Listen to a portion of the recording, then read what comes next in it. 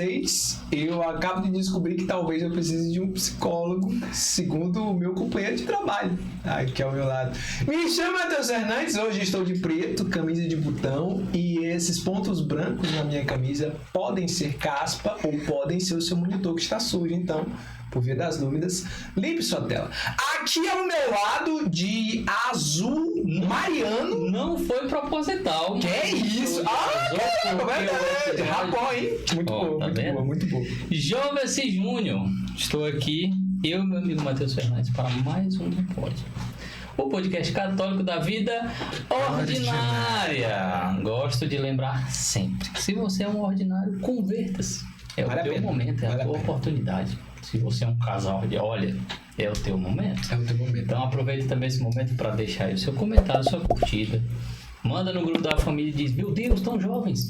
E sai. As pessoas são curiosas, elas vão ver. Movimenta. Ó, faz um grupo aí, ó, com o máximo de quantas pessoas, Matheus? 1024 pessoas. Cabe 1024 pessoas no grupo. Você tem essa quantidade de amigos? Aí é um problema seu.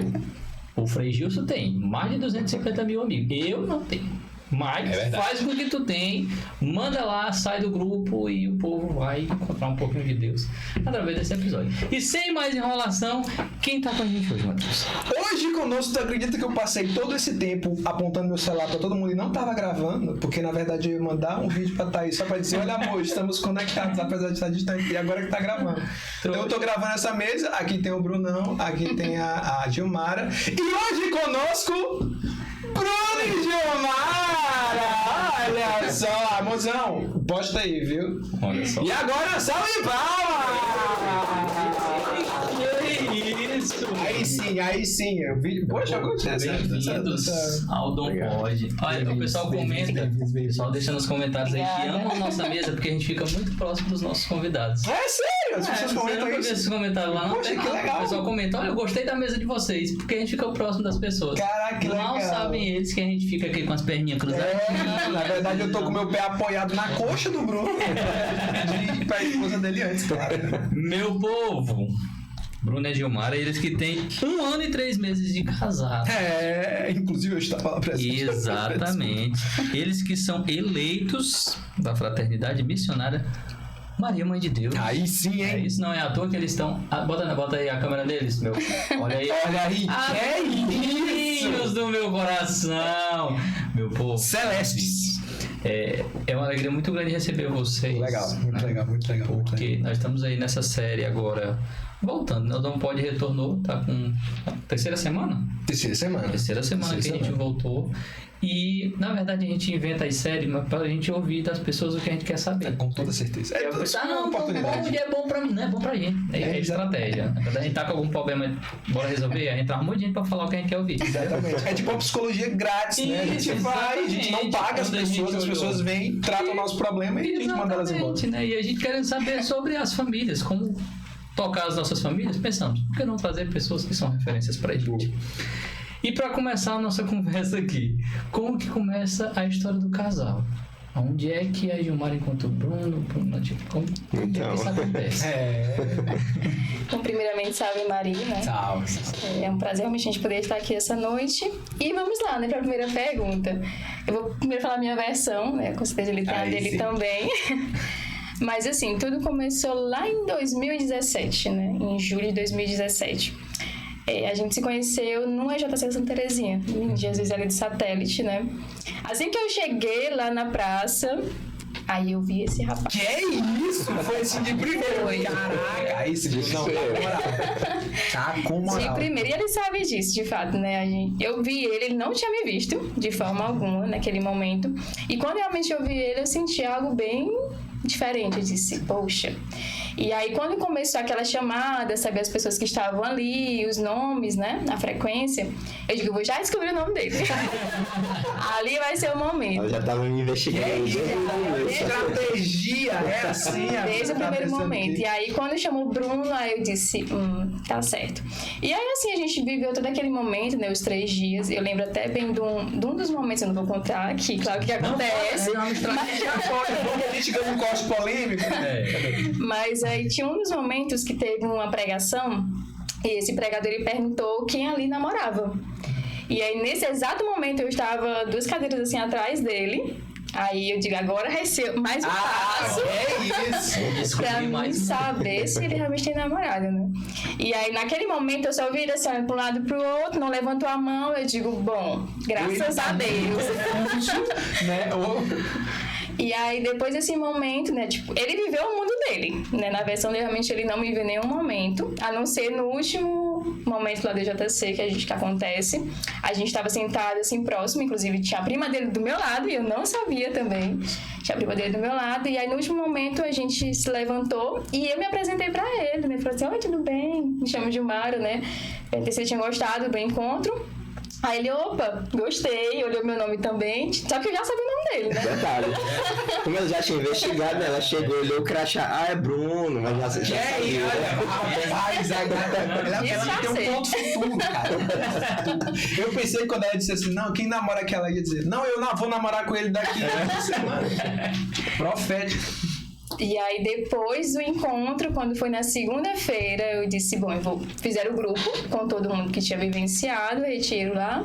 E aí eu disse, agora eu vou procurar ele. Agora é o momento de falar com ele, né? Mais vou descobrir o sobrenome e o CPF dele. Aí depois... Só que na segunda-feira, quando eu olhei o grupo, eu não tinha visto ele de forma alguma. Nem, às vezes, com o nomezinho, né? No WhatsApp ou a foto do perfil, não vi nada. Deixei passar. Quando foi no segundo dia... Aí eu vi a foto dele lá, bonitinha, seu Bruno Trindade. Isso. E aí eu mandei só aquele emoji dos olhinhos, né? Pra ele. E aí a parte foi. Vamos ela colocou um oi e um olhinho. O oi faz toda a diferença, né? Foi o oi que garantiu a coisa. Ela botou um oi depois o outro. Oi. Excelente. Vai ser oi. Ô, rapaz, perdão. Obrigado. Mas voltando nesse contexto, né, foi interessante, porque assim, ela já tinha batido o olho em mim, né, só que eu não tinha reparado nela em nenhum momento do encontro, por quê? O AJC foi a minha grande experiência com Deus, né? Foi ali que eu conheci de fato o amor de Deus. Então, eu tava muito maravilhado com o que tava acontecendo ali. Que eu tava concentrado em viver aquilo ali. Tipo, tava muito prestando atenção pra galera que tava ali. Exatamente. Então, tava tanta coisa acontecendo ao mesmo tempo, né? A gente sabe como é que é o ritmo ali, que acabou que não tinha tempo nem de olhar pras pessoas direito, né? Sim. Então... Aí passou, como ela falou, né? Só que eu fui procurar. Depois, porque a gente... Cara, você achou ela, já tava lá, Gilmar do Bruno. Gilmar Tri. Aí já tinha ali. Só que quando eu fui procurar ela... De fato, anteriormente no WhatsApp tinha aquela questão, né? Que quando algumas pessoas não estão com contato salvo, não aparece nem o nome nem a foto, né? Então não tem como identificar. Então, eu procurei, só que não achei, né? Mandou mensagem pra 30 pessoas diferentes, aí quando ela... agora sim, graças a Deus ela respondeu a ela. E aí foi a partir desse momento que a gente começou a conversar mesmo, né? Conhecer um ao outro. Inclusive, na própria semana, a gente se encontrou. Pô, que legal, realmente, né? Foi onde aconteceu o primeiro beijo, né? A gente Foi, só que aí a gente passou um decorrer de 9 meses se conhecendo. 9 meses se conhecendo, realmente. E o engraçado, porque assim, a gente morava no mesmo bairro, frequentava a mesma igreja, só que a gente nunca tinha se encontrado. Não. Se a gente vocês já eram paroquianos, tipo, frequentes, ou tipo, aquele que, não, vou ali, um ali, tá, a partir da JC que a coisa engatou mesmo? Assim, antes eu não tinha muita frequência lá especificamente, normalmente era no domingo, ou quando tinha festejos lá, né? Mas assim, depois que começou mesmo, depois do JC, a gente começou a frequentar bem mais lá, né? Mas aí depois desse momento que a gente teve esse primeiro contato, a gente... Não, agora vai 9 meses conhecendo, agora vai dar certo. Eu acho que já deu, acho que deu, vai. Já dá pra nascer 9 meses. Foi gerado. Literalmente uma pessoa nasce em 9 meses, eu acho que já deu tempo suficiente. E aí, a partir desses 9 meses, foi quando aconteceu o pedido oficial, de fato, de namoro. Só que antes disso tudo, a gente já conhecia, assim, a família do outro, já tinha aceitação e tudo, né? Legal. Então, a gente já tinha um norte pra realmente ter esse firmamento, realmente, do namoro. Foi quando a gente começou a namorar, em 2018, no dia 5 de maio de 2018. Claro que o Bruno lembrava dessa data, né? Lembra tudo. Ei, tu falou um negócio interessante que eu queria ouvir de vocês. Você falou que conheceram as famílias, né? Vocês levaram isso em consideração na hora de começar, tipo assim, ok, eu conheci a família dela me curtiu e tal, ela conheceu minha família me curtiu, então talvez eu acho que isso aqui seja um indício bom, ou tipo, se fosse o contrário, talvez fosse um indício de não, melhor não. Qual foi o peso que esse aceite da família teve na decisão de vocês? Teve alguma ou foi tipo, mais natural mesmo? Da minha parte, eu sempre tive essa questão, né? Na questão de conhecer a família da pessoa e ver se eu seria aceito, né? E de fato, eu tive uma boa acolhida, né? Então isso, de certa forma, também influenciou pra mim. Pô, bacana. Só que um detalhe também, eu fui a única namorada que você praticamente apresentou pros seus pais, né? Sim. Porque sempre era relações mesmo assim, era mais... aqueles mais distantes ali, dados aqui. Exatamente. Então, praticamente pra ele, foi a primeira namorada dele mesmo. Pô, que legal, cara. Que legal. As coisas, né? Mas e aí, vocês começaram... Quando é que foi o encontro lá na fraternidade? Porque, tipo assim, quando a gente olha pro carisma, Fraternidade Maria Mãe de Deus, a gente imagina imediatamente a vida fraterna, né? São os religiosos, os irmãos e lá e tal. E, de repente, a comunidade leiga lá é muito forte, né? Vocês são só um dos casais que a gente conhece lá, tem uma galera, né? Como é que funciona? Como é que vocês se encontraram lá, né? E, tipo assim... Como é que fica essa preparação, esse amadurecimento espiritual dos casais num carisma que aparentemente ele brota da vida religiosa e é meio que cultivado pela vida religiosa? Eu confesso também que eu estou tentando entender pela localização. Como é que é isso? É verdade, né? É verdade. Ainda tem essa, né? Tem porque Zona Oeste e eles estão lá no centro. Como é que Era pior, começaram no centro. No miolão no centro, né? Mas assim, tudo na vida de Deus tem um propósito, né? Então assim, quando a gente conheceu a fraternidade, não foi nem um retiro deles. Na verdade, eles estavam servindo em um retiro chamado Sopra, em 2020. Então a gente conheceu eles em janeiro de 2020. A gente tinha alguns irmãos na parte da intercessão desse retiro, e lá a gente conheceu, e na hora que eu vi aqueles, todos Jesus, eu digo, meu Deus. O coração já acelerou. É diferente. Já bateu as três, assim, o que tá acontecendo? Os dois sentiram isso que vocês estão relatando. Sim, assim, foi automático. Quando a gente viu, a gente nunca tinha visto, na realidade, sabe? Tão de perto ali, uma irmã, um frei. E quando a gente viu eles, a gente conseguiu ter o primeiro contato naquele próprio retiro. Então a gente começou a conversar com eles. E quando a gente conversava com uma das irmãs, eu particularmente via Nossa Senhora nela. Aquela docilidade, a forma de falar. Então aquilo me encantou muito. Então, como a gente estava partindo para uma conversão, Nossa Senhora foi todo momento puxando a gente, né? Então foi a partir dali que a gente conheceu eles. Só que infelizmente veio a pandemia. Inclusive, no próprio ano, eles iam fazer um retiro chamado Fiat, que é um dos retiros mais oficiais da fraternidade. Só que a gente não conseguiu fazer por conta da pandemia, que veio logo em seguida. Então a gente passou um tempinho aí afastado deles, né? Mas quando foi em dezembro, a gente conseguiu ter uma reaproximação deles. As irmãs faziam na época aqueles panetones, né? Caseiros. Era Panetone da caridade. Uma delícia, uma delícia. E aí a gente conseguiu reaproximações dele, na verdade das irmãs primeiramente. E aí, depois desse momento, a gente conseguiu fazer no ano posterior, fazer realmente o Fiat. Fizeram um convite novamente pra gente, já que a gente já tinha se inscrevido e veio a pandemia. Então, a gente aí fez... Eles deram preferência a vocês? Isso, exatamente. Porque a gente já tinha se inscrevido e não tinha conseguido naquele momento. Então, foi quando a gente conseguiu, de fato, fazer o Fiat. E aí, a partir daquele Fiat, foi quando a gente disse, aqui é a nossa casa. Caramba, que legal. Ali, justamente, foi quando Nossa Senhora chamou a gente tão profundamente, até a gente fazer justamente a consagração a Jesus por meio dela. Que era uma coisa que a gente fugia muito. Então, no Fiat, ele também deu essa resposta pra gente, né? E aí, a partir daquele momento, foi quando a gente começou a ter essa aproximação. E como casal, na época que acompanhava a gente, que acompanha, na verdade, ainda, é o pai João Maria. Sim, ele começou realmente a acompanhar a gente como diretor espiritual, como casal, até porque a gente tinha uma vida desregrada, né? Então a gente estava passando por uma conversão ali, de um sim para Deus novamente, caramba, de algo mais profundo. Então foi naquele momento que ele começou a acompanhar a gente quis, não, agora a gente vai fazer uma decisão. É largar realmente a concupiscência do mundo e a gente querer buscar realmente a Deus. E principalmente em matrimônio, né? Só que, voltando aqui a um ponto interessante, né? Porque nessa pergunta, na questão de como que a gente conheceu eles, né? Anteriormente a gente fazia parte de um grupo de jovens que surgiu logo após o nosso AJC, né? Que, parando para olhar a nossa história pouco para trás, a gente vê o quanto que Nossa Senhora, ela sempre teve ali, sabe, caminhando com a gente de certa forma, porque esse grupo, ele era um grupo mariano. Caramba, olha só. E, tipo assim, a gente teve muita experiência que a gente conseguia ver, de fato, o agir de Nossa Senhora nas pequenas coisas, sabe? Porque, de fato, era só nós ali que ia à frente das atividades, né? Não tinha uma pessoa mais responsável, uma né? direção, assim, vocês mesmos iam se pastoreando uns aos outros e tal. E nesse agir a gente conseguia ver. Era o grupo Jovens de Oração. Jovens de Oração, entendi. Exatamente. Então, disso a gente foi caminhando, né? Ela foi guiando a gente e tudo, até que chegou esse momento que a gente, de fato, conheceu a nossa comunidade, né? Sim. E aí, por isso que quando a gente bateu o olho nos religiosos, aquela roupa toda azul, o coração acelerou. Cara, impacta, não tem como. E é curioso, porque assim, o coração literalmente acelera, mas tá na presença deles, acalma. Sim. É muito curioso. E assim, todas as experiências que a gente teve com a comunidade, e aí falo desde o início, né? Ali, você também participou um pedaço do retiro deles, né? Ou não? Foi um pedaço. Qual foi o ano que vocês fizeram o Fiat? 2021. 2021.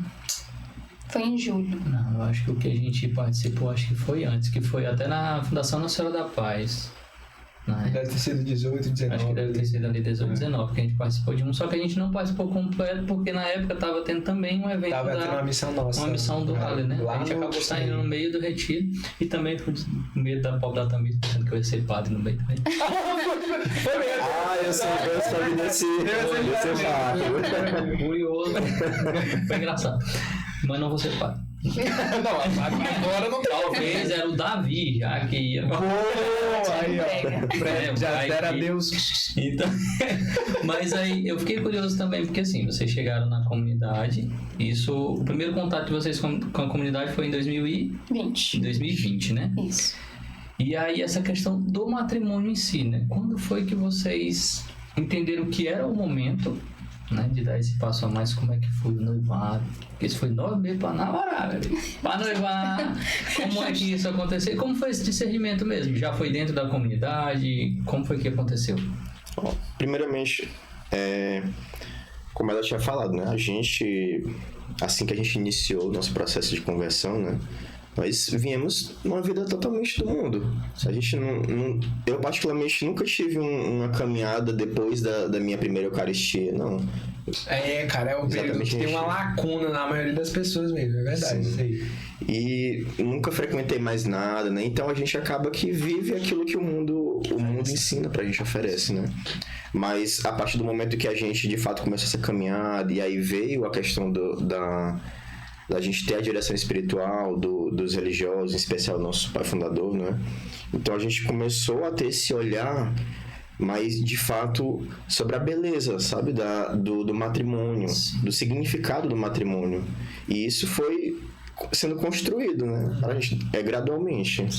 Cara, a direção já funciona... Tipo assim, quando vocês começaram a namorar ali, vocês já pensaram, poxa, aqui tem alguma coisa diferente que talvez... seja diferente ali de talvez vingue realmente pra sempre, porque beleza, a gente começa o namoro, a gente acha que todo namoro não, essa aqui é a pessoa da minha vida, e depois 6 meses depois não era. Mas tipo assim, teve alguma coisa diferente que depois vocês reconheceram nessa direção, tipo assim, caraca, olha, então era isso, foi isso aqui que se diferenciou de, tipo assim, de eu já ter olhado para outros rapazes bonitos, mas não como aquele que eu vi pela primeira vez e alguma coisa diferente chamou, ou tipo assim, já ter outros relacionamentos, mas aquele ali foi diferente, tão diferente que me fez levá-la para minha casa, para apresentar para minha mãe. Teve isso na direção de vocês, desse discernimento do amadurecimento do pedido, saca? Como é que foi isso? Assim, antes de conhecer o Bruno, eu sempre tinha na minha cabeça que eu não vou namorar pouco tempo com a pessoa que eu quero casar. Então eu já tinha esse desejo do matrimônio. Já tinha essa questão da vocação do matrimônio. Só que quando a gente se conheceu, como a gente pontuou, e vou pontuar novamente, a gente tinha assim uma vida desregrada, né? Realmente do mundo, então foi necessário esse percurso, esse período, justamente para nos moldar. Sim, até o matrimônio, até a decisão realmente não. Agora sim a gente está pronto, assim como o acompanhamento, né, espiritual, a gente está pronto para justamente entregarmos um para o outro no matrimônio, realmente no altar. E é porque a gente também não queria mais viver justamente no pecado. A gente queria e tomou essa decisão. Então, nosso pai, diretor espiritual, também deu esse discernimento pra gente. Se vocês já estão preparados, se vocês já querem, não querem ficar mais no pecado, é esse o momento. Tá aqui a aliança. E foi quando, de fato, aconteceu esse pedido oficial. Só que, claro, depois que veio o matrimônio, pra cair a ficha, a gente foi cair a ficha realmente na ida pra lua de mel. Não, agora realmente a gente tá casado. Quer dizer que agora é nós por nós mesmos, é isso. Mas assim, nesse processo também do noivado, foi quando a gente decidiu, não, a gente vai noivar, então agora tem que ser um curto prazo, a gente tem que casar realmente logo. Até que foi basicamente só uns 4 meses, a gente já casou logo, né? Mas durante esse percurso também tivemos muitas provações, né? Como o Bruno costuma falar, Nossa Senhora e Jesus Cristo, eles gostam muito de casamento. Então, assim, veio muita tribulação, mas ao mesmo tempo veio a calmaria. Veio deles. A providência divina foi quando aconteceu na preparação para o nosso casamento. Em tudo. Tudo que você Matheus, que faz para o nosso casamento, viu ali foi muita providência mesmo. A comunidade. Quer dizer que o Matheus foi. Tava lá, Tá bom. Não somente assim, Deus ajuda também através da nossa comunidade. Então, eles ajudaram em todos os detalhes possíveis realmente do nosso casamento. Até um ponto até da igreja, Nossa Senhora providenciou. Sim. Porque assim, nosso sonho era casar na nossa comunidade. Tem uma capelinha lá muito bonita. Que bonita, é bonito. Então a gente queria casar lá. Só que infelizmente a gente não conseguiu. E aí foi quando a gente sentiu, meu Deus, eu tô desolado. Onde é que a gente vai casar agora? E aí tinha aquela questão, igreja cara. Sim. Eles aí, também estavam complicado. tão bem assim, né, financeiramente. Mas aí Nossa Senhora é tão providente que ela também nos amparou. E aí foi quando veio, né, realmente o padre, né, de Pinho, realmente concebeu lá a igreja Nossa Senhora do Amparo e a gente conseguiu se casar lá. Só não amparo que vocês casaram. Primeira igreja. Tá bom. Então... Isso aí é muito real, né? Que a providência acontece. Sim. Eu acho que a partir do momento em que o casal decide, né? Decide pelo sacramento e entende o real sentido dele, a providência ela acontece, cara. Eu acho que o maior dilema para a maioria das pessoas quando pensa no casamento, eu acho que se esbarra naquilo, né? Na preparação mesmo, né? Do pedido ao dia, né, do casamento. E aí fica se preocupando com tantas coisas externas, nesse meio de campo, tantas coisas externas, que se focar no essencial é muito mais prático. Sim. E acontece, né? Quando a gente olha para trás, assim, no meu casamento com a Tamires, a gente foi muito claro nisso, né? A gente queria o essencial e a gente não fez uma coisa mirabolante. E fluiu perfeitamente, né? Para vocês, essa caminhada, né? Vocês falaram que foi muito da providência em si, mas vocês tinham isso muito, muito certo com vocês com relação no matrimônio, o essencial é o casamento em si, teve muitas influências externas, que às vezes... Não vai ter um cisne de gelo, que absurdo! A gente vê que nessa caminhada muitas vezes tem outras vozes que querem falar no meio das vozes do próprio casal. Nossa Senhora, né? Mas como foi isso para vocês? Assim, a gente sempre teve essa simplicidade de Nossa Senhora. Até porque a comunidade também nos ensina muito isso. Assim como a comunidade vive de providência. Então, tudo aquilo ali no nosso meio, a gente já tinha essa essência realmente, né? De querer algo simples, como a gente falou, ver a providência. Deus fez até bem mais daquilo, né? Então, assim, pra gente o que importava naquele momento era o amor e era justamente o matrimônio, independente do que desse errado. Então, ali era o nosso sim, realmente, pra Deus e um pro outro. Caraca, que legal. De fato, o nosso diretor espiritual, né, o pai fundador, ele sempre ensinou pra gente quando a gente começou esse itinerário, né? Porque os casais hoje em dia, né, principalmente aqueles que se deixam levar e viver muito pro por ideias relativizadas, né, que vem do mundo, acabam tirando o foco do que é o essencial, né? Então, quando a gente entende o que de fato é o matrimônio, todas as outras coisas, elas são detalhes, né? Se isso der certo... E é exatamente isso que se torna, né, cara? Detalhes. Tipo assim, se tiver bem, mas se não tiver, o fundamento tá ali, o essencial tá ali, né? Pô, vocês falaram um negócio interessante, né? Que, tipo... meio que Nossa Senhora estava presente ali na vida de vocês de uma maneira holística, né? De todos os pontos ali. Sim. E o Bruno, tu é engenheiro, né, Bruno? Sim. Cara, eu tenho uma curiosidade, porque assim... De um tempo pra cá, graças a Deus que ele veio. Eu quero muito falar sobre isso, pô. De um tempo pra cá, eu tenho vídeo, eu quebrei minha cabeça, explodiu com um documentário que eu assisti da Brasil Paralelo chamado O Fim da Beleza. Era um documentário que basicamente falava sobre arquitetura. Já assistiu? Não, esse cara, tá no YouTube. Eu acho que tá no YouTube. Eu acho que tá no YouTube. 3 episódios. E a tese do documentário é o seguinte.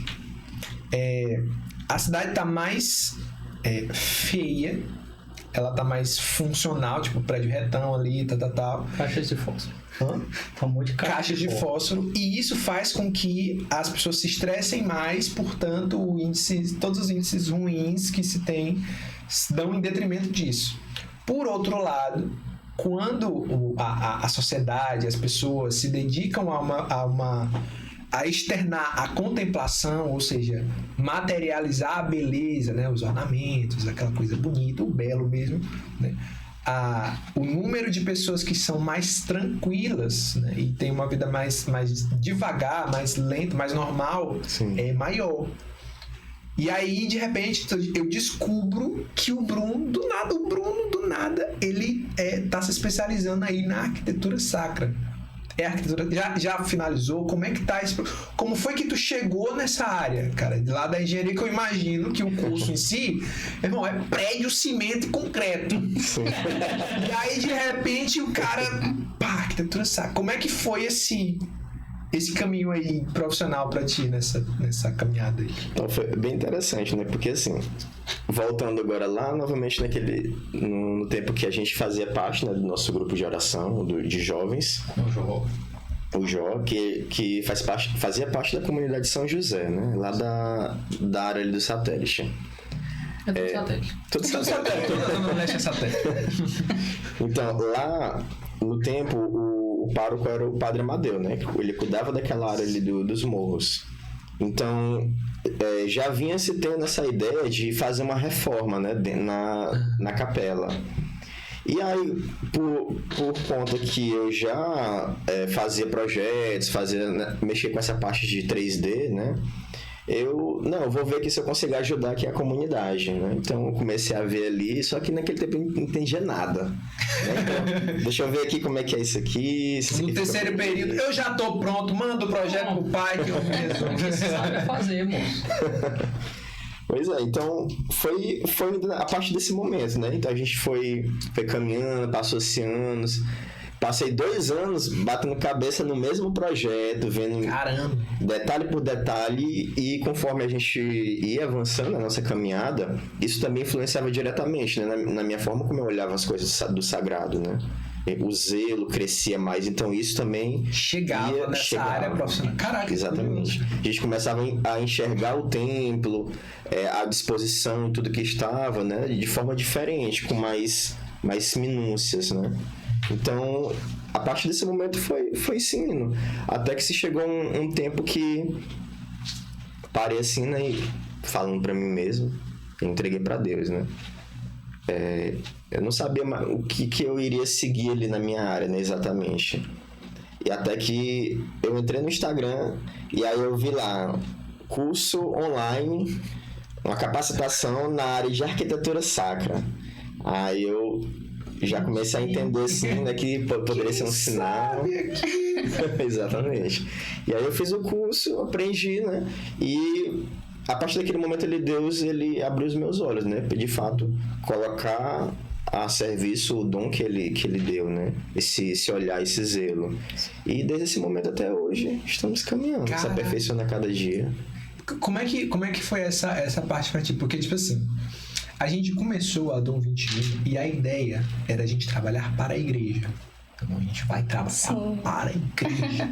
Nós somos católicos. Nós somos convertidos. E nós vamos sustentar a nossa família. Eu não trabalhando para a igreja. Eu não sou padre. Tu também não é. Tu não é diabo. Precisam trabalhar. Tem que trabalhar de algum jeito. E, cara, não é tão fácil assim você trabalhar para a igreja, né? A realidade a realidade financeira mesmo, de condições mesmo do católico, ele não tá tão acostumado assim a hierarquizar aquilo que é mais importante. Como é que foi essa dinâmica na família de vocês? Tipo assim, não, amor, vamos lá. Eu tô com você, vamos comprar essa briga. E como é que foi os primeiros, tipo assim, Ih, rapaz, essa porta aqui abriu, mas essa aqui não abriu tanto assim. Será se dá certo continuar? Como é que foi essa dinâmica dentro da família de vocês? Né?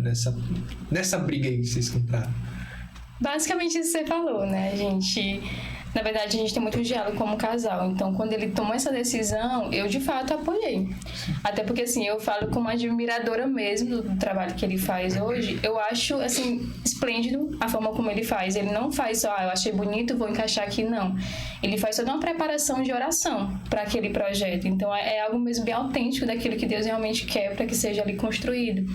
Então, assim, a gente está, assim, na caminhada. Ele está buscando, de fato, mais abrangemismo no mercado. Mas, sim, tem todo apoio. Porque eu, como esposa, de fato, a gente partilha muito que a gente quer, sim, ter algo que seja para Deus.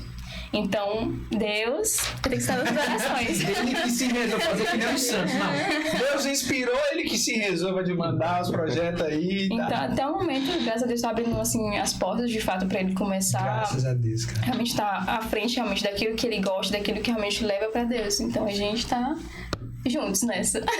E como é que foi pra ti lidar com esse mercado? Foi tipo assim, teve momentos de incerteza, ou o tempo todo Deus ali confirmou, meu irmão, vai nesse aqui que é isso aqui que eu separei pra ti e tal. Teve muitos momentos de incerteza, até por conta da falta de experiência, né, no sentido de como trazer isso pro mercado, né? Chegando um profissional novo nessa área, ainda mais uma área que não tem visibilidade, né, aqui na nossa região. Então foi bem desafiador, né? Até que Deus foi abrindo as portas, foi mostrando o caminho, né? E eu agradeço muito pela intercessão de Santa Terezinha também, né? Porque foi através dela que ela abriu, assim, o caminho pra mim, né? De certa forma. A santa ou a paróquia? Ou os dois? Os dois. Paróquia só tem graduação. É verdade. Então, nesse momento, na época, o padre Frei Fábio, né? Ele me chamou para que a gente pudesse realizar juntos o projeto de reforma do presbitério da igreja. Né? Então, essa foi a grande porta que Deus abriu na minha vida, né? Através da intercessão dela. E desde aí vem se tendo outros caminhos também, né? Mas ainda assim é desafiador. Desafiador. Eu acredito, cara. E é bonitão. Já vou voltar nesse tempo, mas tu quer comentar alguma coisa? Com relação a isso, não. Ah, não, pois eu quero mais uma coisinha. Cara, explica o que é arquitetura sacra. Porque assim, quando a gente olha pra essa questão de funcionalidade, né, ornamento, a primeira impressão de quem não está instruído nisso é que algumas coisas são de fato opcionais. Sim. Como é que vem essa visão diferente que diz, cara, isso aqui é importante e é fundamental para essa experiência dentro de um templo? Como é que a arquitetura sacra pensa essa construção desse templo? Como é que funciona a tua cabeça na hora de começar um projeto lá e dizer, puxa, é isso aqui que as pessoas precisam entrar e elas vão ter aqui uma experiência litúrgica com Deus? Primeiro ponto veio da minha experiência assim que eu iniciei, né, nessa área. Quando eu pude observar mais a questão dos templos que eu ia, né, com a minha esposa, nos encontros, adorações, vigílias, eu sempre já tinha aquele olhar, eu começava a olhar pro teto, olhar para as paredes, pro presbitério, né? E principalmente nas missas, a gente podia observar que algumas coisas não estavam legal ali, sabe, para uma experiência para se viver bem ali, a liturgia, até mesmo para os próprios sacerdotes, né? Algumas coisas. Então, nisso foi me inquietando muito, né? E a partir do momento que eu fiz o curso, eu pude me aprofundar mais nessa área. E eu entendi que a arquitetura sacra nada mais é do que a gente deve levar o fiel a viver, sabe? A experiência da liturgia. Deve ser empírica, ele deve olhar, deve ver, deve sentir, sabe? Deve participar daquela ação.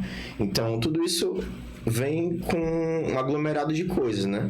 O conforto, o silêncio, uma boa iluminação, um local agradável, né? Tanto a questão do clima como o ambiente em si. Sim. Então tudo isso vai influenciando, vai pesando naquilo que a gente vai fazendo.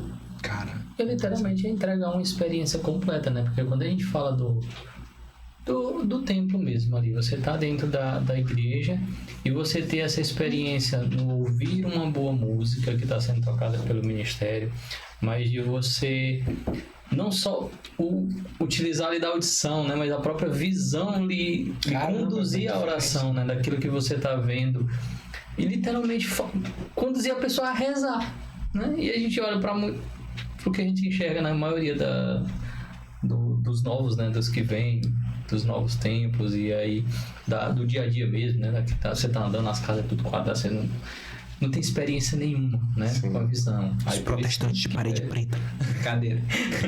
E aí fica realmente vazio. Eu acho que a palavra seria essa, né? Fica tudo muito vazio. Mas mudando um pouquinho de assunto aqui. Falando... vocês casaram. E aí a gente vem para essa expectativa de filhos, né? Enquanto vocês ainda não têm os filhos, se é da vontade de Deus, como é que fica a expectativa de vocês com relação a isso? E como vocês imaginam, né? Para a educação, para a catequese, dos filhos que Deus mandar. Vocês têm se preparado para isso? Como é que está o mover de Deus aí no coração de vocês? Assim, né? Eu, em particular, todas as missas eu realmente entrego essa vontade a Deus.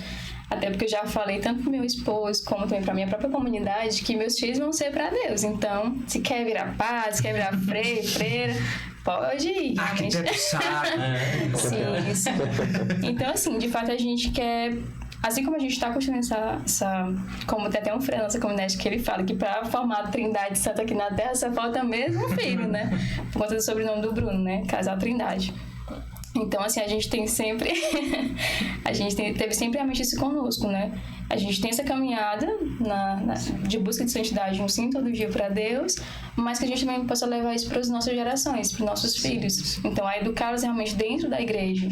Se a gente não teve por total dos nossos pais, mas a gente quer que parta também da nossa árvore genealógica adiante, realmente a seguir isso, né? Sim. Mas e tu, Bruno, o que pensa aí sobre a expectativa? Ele vai escolher até o nome do menino. Nosso pai, final deles, quer pra gente ter um time de futebol.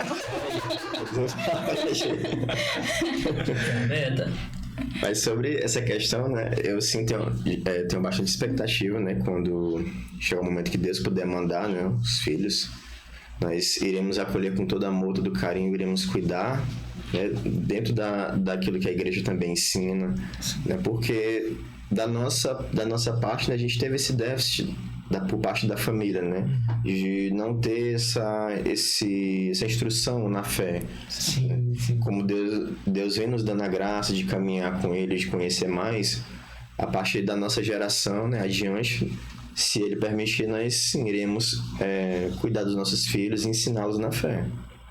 Pô, bacana. Isso é legal porque assim, a gente vê, e eu acho que a gente já tem trocado essa ideia alguma vez, algum momento aqui, né, dentro do podcast, ou não lembro se foi fora. A história da humanidade. Não, em algum momento da minha vida eu falei isso, e eu não sei nem se foi contigo, mas eu acho que eu falei, né? Sobre a gente ver que cada coisa é individual, né? Cada casal é individual, a própria educação dos filhos, e a gente vê que dentro dos casais tem muito isso, né? Às vezes tem os casais que tiveram da família uma determinada conduta e quer passar aquilo porque foi algo muito bom, mas tem muitos aqueles que às vezes não é que não queira passar, mas é porque o que vem de Deus é tão melhor do que você recebeu que você quer começar uma cultura familiar de educação, de catequese mesmo a partir dali, né?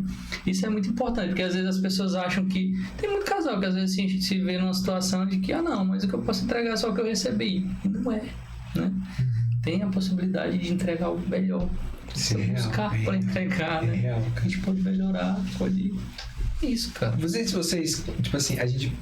Um dos motivos dessa série existir também diz respeito a o quanto que famílias próximas e distantes influenciam na nossa.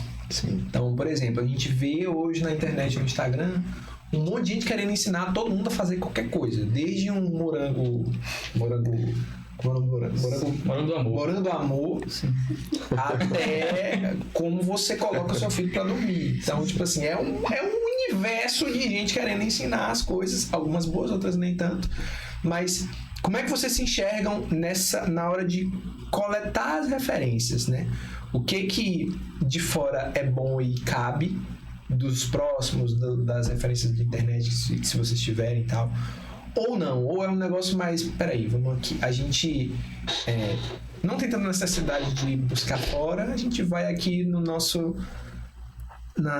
quarto aqui com Deus, procurando aqui aquilo que Deus separa pra gente. Como é que vocês pensam em construir essa cultura familiar? Como é que tem sido, na verdade, né? Assim, a gente tem como referência de fato, né? São José e a Virgem Maria. Então, assim, Tão mal de referência. eles sempre vão estar nos guiando, tanto como casal, marido e mulher, mas também na criação dos nossos filhos. É uma coisa que a gente acredita muito e tem muita fé com relação a isso. Então, assim, no nosso meio, a gente tem essa comunidade que de fato já segue essa parte da tradição, de ter sim os filhos, ter muitos filhos, educá-los realmente para Deus, né? Assim como nossa família também, Maria, acho que nossos pais é o que mais cabe a gente ter um filho agora nesse momento, mas tudo tem um tempo de Deus. Sim, então assim, a gente de fato quer criar na tradição mesmo. Legal. E sempre ter esse cuidado, né? Porque hoje em dia as coisas estão ficando tão relativizadas. Caraca. Como vocês mesmos falaram, né? Entra tudo ali, né, pela internet. Então a gente precisa ter atenção redobrada, né? Naquilo que a gente tá ali observando, que os filhos vão consumindo, vão conhecendo, né? A atenção é maior ainda nesse tempo. Completamente, cara. E o risco ainda maior é naquilo que a gente às vezes pilha muito no que os filhos estão vendo, né? E às vezes a gente esquece do que a gente está vendo. Né? Sim. Isso que o Matheus falava é muito real, né? Que às vezes a gente se pega meio que acuado numa realidade mesmo. Peraí, parece que tudo que eu faço tá errado, porque tem um monte de gente lá nas redes sociais que tá ensinando e às vezes não é aquilo que a gente tá fazendo, né? E é muito fácil a gente esquecer de olhar pra gente, né? Pro casal, para aquilo que se encaixa dentro do casal. E aí não tornando inválido tudo que tem muita gente pregando, né? Nas redes sociais com relação a casamento, filhos e tudo. Mas é a gente ter discernimento mesmo e maturidade para enxergar aquilo que cabe pra gente, né? Então, conhecer tão bem o nosso matrimônio a ponto de entender o que cabe pra gente e o que não cabe, né? Saber filtrar mesmo aquilo que a gente enxerga ali. Eu conversando com um amigo catequista, né? Foi uma das conversas que a gente teve que eu espero guardar um bom tempo. Que ele falava sobre a dificuldade que ele tem de, às vezes, direcionar alguns catequizando. Ele trabalha basicamente com adolescentes, um pouquinho pessoal chegando ali na vida adulta, mas ainda são adolescentes, né? Sim. São 15, 16 anos e tal. E muita gente angustiado por duas realidades bem diferentes, né? Uns angustiados porque não conseguem viver tudo que veem, né, bons católicos fazendo, e outros angustiados porque acham que isso é coisa demais e que a igreja é opressora e doutrina as pessoas para viverem bolas de rato lá, coisa de rato, né? Esqueci o nome, mas enfim, as duas pessoas olhando para a angústia da coisa. Ele falava, cara, uma das coisas mais difíceis de eu fazer os meus catequizandos entenderem é o que seria o mínimo necessário para você ser um bom católico, um filho de Deus coerente, de ter um testemunho coerente, né? De não ser nem assim um de IBGE, digamos assim, né? Mas nem Santo Agostinho. Tipo assim, o que é o mínimo, né? Ensinar para eles o que é o mínimo, para que eles, a partir do mínimo, se apaixonem pelo que vai agregando isso, né? E eu acho que parte dos males que a internet trouxe, diante dos muitos bens também que trouxe também, né? Mas eu acho que essa referência, cara, de o que é o mínimo pra se viver, né? Pra se viver em paz. Tipo assim, o principal aqui pra eu ter paz na minha vida com Deus e conseguir amá-lo, buscá-lo, crescer na fé, crescer na graça, a Eucaristia, o batismo, a confissão e tal, e a vida comunitária. Tipo, você viver com outras pessoas que, poxa, estão vivendo também, sabe? Que convivem também, que querem comprar essa guerra contra o mundo, contra as más inclinações, e que, tipo assim, não colocam um peso além, colocam só aquilo que é necessário. Só aquilo que é necessário, que, tipo assim, a gente já sabe que a gente que tá nas trincheiras já sabe que isso custa, né? Custa, mas não custa pra desistir, custa pra levar ao próximo degrau, né? A gente vai, de fato, se apaixonando pela cruz no processo, de alguma maneira. A gente vai se apaixonando pela forma como Deus vai nos conquistando, que Ele vai colocando. Esses dias mesmo, tá contando pro GVC aqui, né? Que ontem, eu voltando da missa, aí, lá no Paro, inclusive, aí a homilia era do Padre Lauro. Aí o Padre Lauro falava assim: vamos pedir perdão a Deus, abrindo o ato penitencial. Aí ele falou assim: vamos pedir perdão a Deus por todas as vezes que nós não priorizamos a vida de oração. Aí eu, putz, isso aí foi pra mim, ó. Vai me dar de cara, logo no ato penitencial, eu com meu filho no colo, eu, meu Deus. Brincadeira, eu não chorei, mas tipo, caraca, ali já tinha entendido. Aí ele foi falando uma série de coisas na homilia também muito bonita, falou sobre o Pai Nosso e tal. E aí a gente entra na missa das 11, lá tem 7, 9 e 11 no domingo, né? E a da 11 pra gente é uma das mais custosas, né? A gente prefere a das 9. Pra rotina com o bebê é mais fácil. E aí foi uma típica, a gente se atrasou, teve que ir pra das 11, né? E aí quando a gente tava voltando, eu vinha pensando no carro, né? Poxa, Deus foi muito providente aqui nessa missa, né? A gente veio, Ele queria realmente que a gente viesse para essa missa e tal. E aí no caminho, quase chegando em casa, um maluco de bicicleta entrou na frente do carro, bateu assim do lado do carro. Aí eu, caraca, mano, matei o carro, não é possível. Um velhinho, aí eu, caraca, mano, e agora? Aí desci do carro ligeiro, estava atônico, Dominique dormindo, permaneceu. Aí eu fui lá, não, tá tudo bem, não sei o que, só ralou o braço. O máximo que ele anda é 30 km por hora. Não, Maria, isso é eu pisando, eu me respeito que eu sou. Pisando com raiva, exatamente. Aí o cara levantou, poxa, irmão, eu tava na preferencial, e o cara não tinha sinalização pra mim e tal. E de fato ele tava na preferencial, o erro foi meu. E aí, beleza, ele se levantou, não, tô bem, vou pra casa, fomos pra casa. E aí eu fiquei todo tempo com aquilo na cabeça, caramba. E detalhe, eu voltava pela Maranhão, eu entrei ali naquele, tem uma via ali que a gente vai pra Miguel Rosa, e tem a via que a gente segue pela Maranhão. Eu segui pela Maranhão, e eu sempre vou pela Miguel Rosa. Na hora que eu entrei, parece brincadeira, pô. Mas na hora que eu entrei, eu pensei assim, poxa, eu nunca venho por aqui, por que eu tô vindo por aqui? Aí não foi o suficiente, eu passei da Lagoas do Norte, e aí na rua que eu sempre entro quando vou por aquela via, tinha um trator do tamanho do mundo fechando a rua. Eu tive que entrar 2 ruas depois, que foi a rua onde tudo aconteceu. E o curioso, por que eu falei tudo isso? Porque quando eu cheguei em casa, apesar de eu até hoje estar assim meio mal da consciência mesmo, né, de caraca, vacilei, em nenhum momento pareceu um ataque, saca? Tipo assim, minha família está sendo atacada pelo maligno e tô sendo provado aqui, não sei o que. Mas de alguma maneira foi muito claro que era um sinal de Deus. Foi uma providência de Deus que eu ainda não sei exatamente porquê, né? Mas Deus quis, né? Ou Deus minimamente... O carro bateu no teu carro pra não bater no trator. Pra não bater no trator, ou pra mim, ou mesmo pra, tipo assim, pra resgatar em mim aquilo que o Padre Lauro falava lá no início, na abertura do ato, né?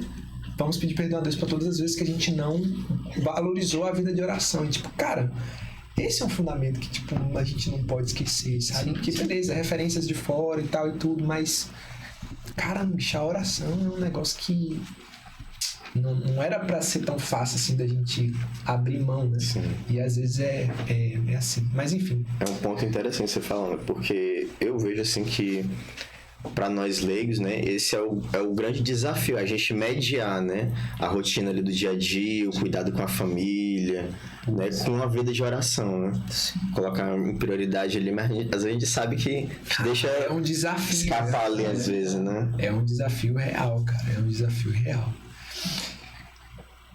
Gostei. É isso. Eu quero só saber de vocês assim, com relação a essa caminhada, desde o início do matrimônio de vocês, se teve alguma experiência, né?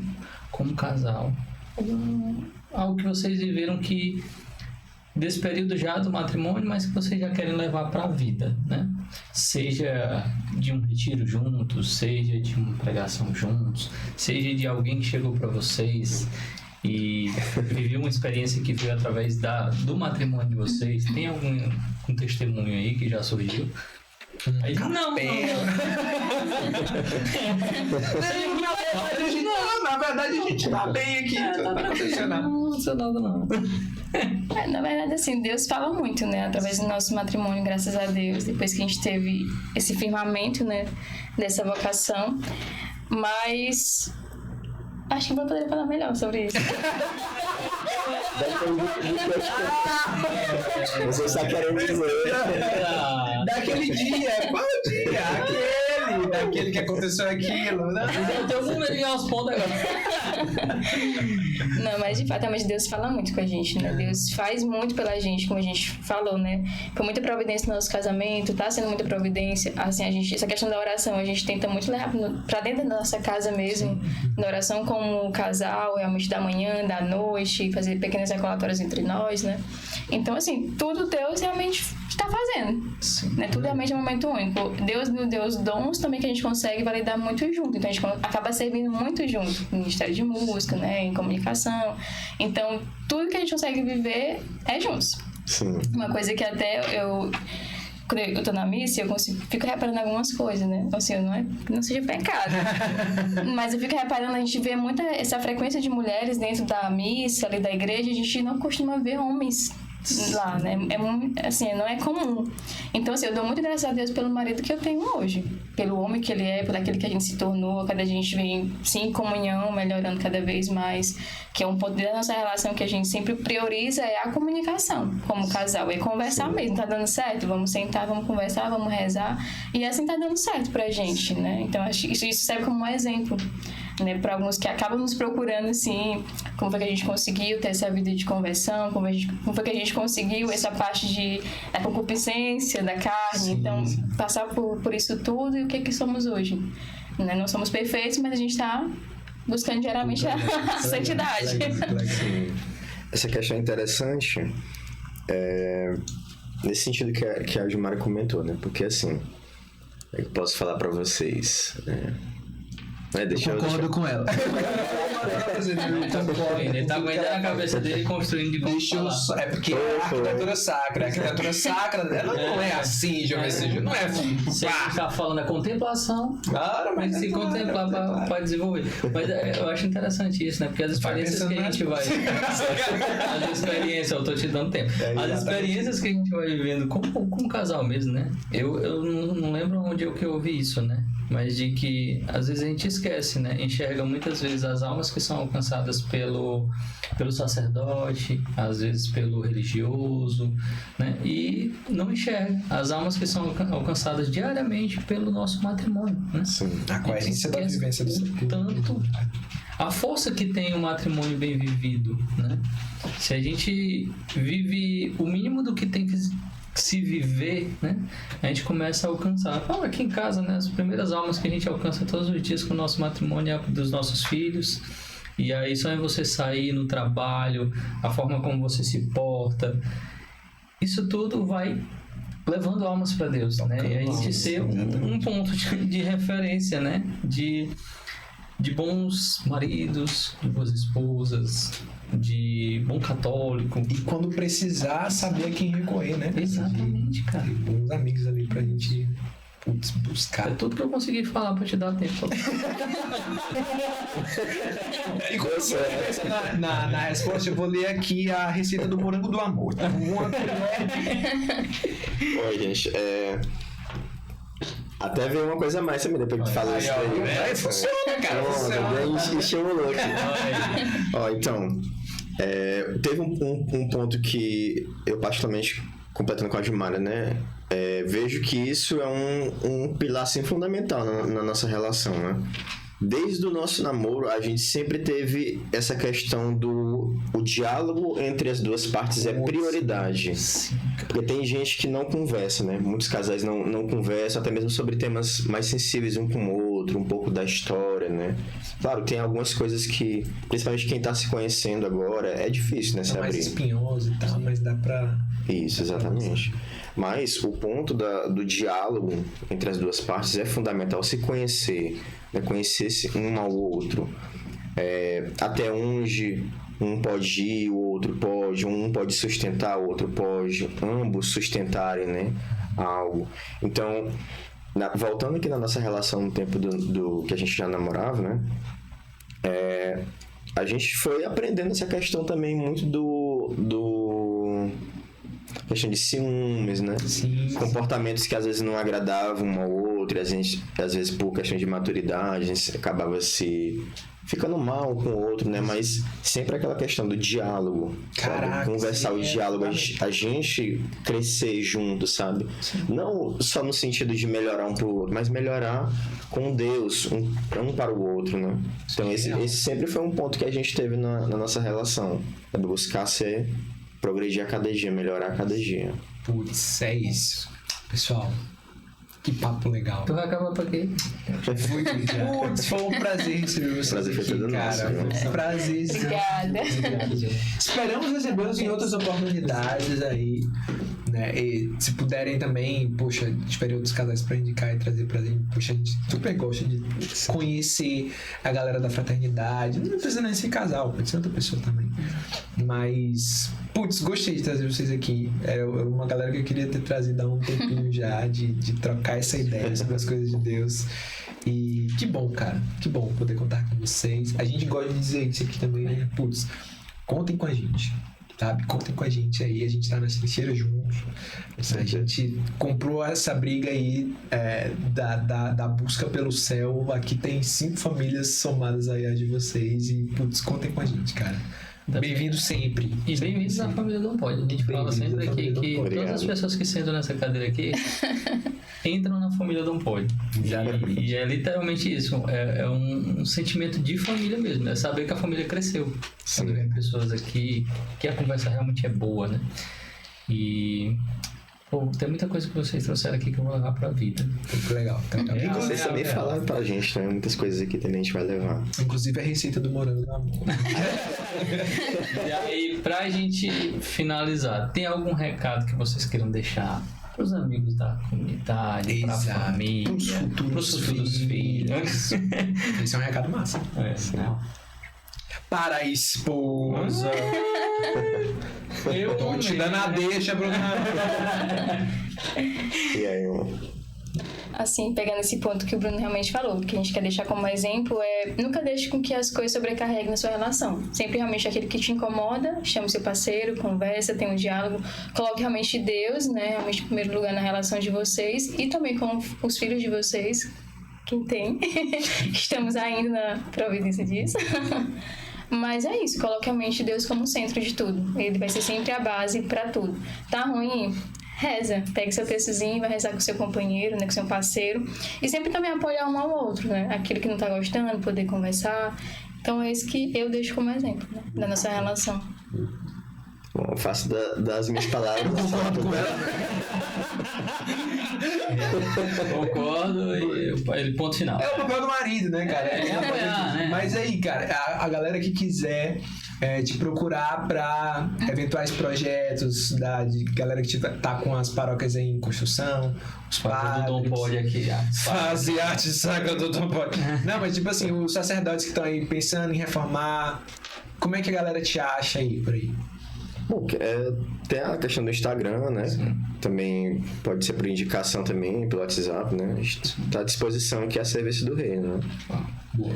E qual é o teu Instagram, cara? Fala aí. Pronto, Bruno Trindade. Isso aí. Ponto F, pronto. Ponto F. BrunoTrindade.f. Exatamente. Legal. Mas, voltando aqui a um ponto, né? A mensagem, né? Completando aqui só o que a Gilmara tinha falado, né? A questão do reforçar, né? O diálogo entre os casais, né? Eu sei bem que, de acordo com o jeito de cada um, né?